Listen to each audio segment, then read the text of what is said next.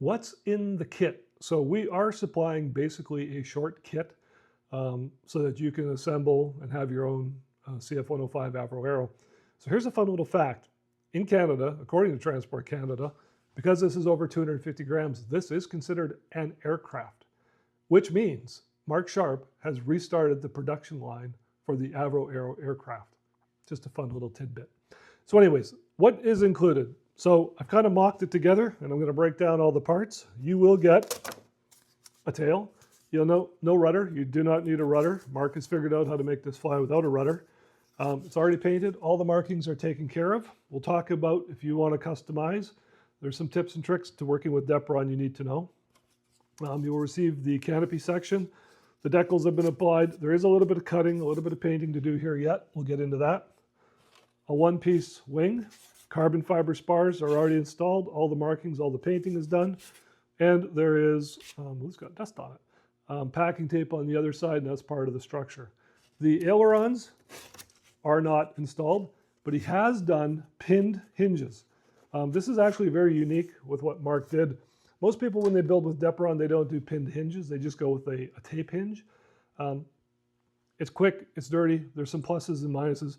But pinned hinges are obviously the way to go. They give really good precise control authority, and you have to glue in the hinges yourself. The fuselage is as you see it. It is all completed. The nose, I'm just going to tell you a little bit about the nose. The nose is made 3D printed. I've done the 3D printing.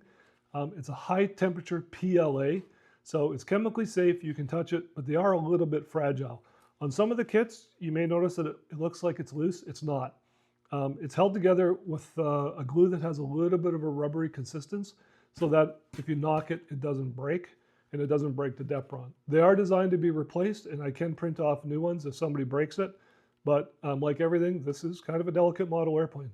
This should withstand a hot summer day in Manitoba, we're hoping. Also in the box, you'll receive a parts supply.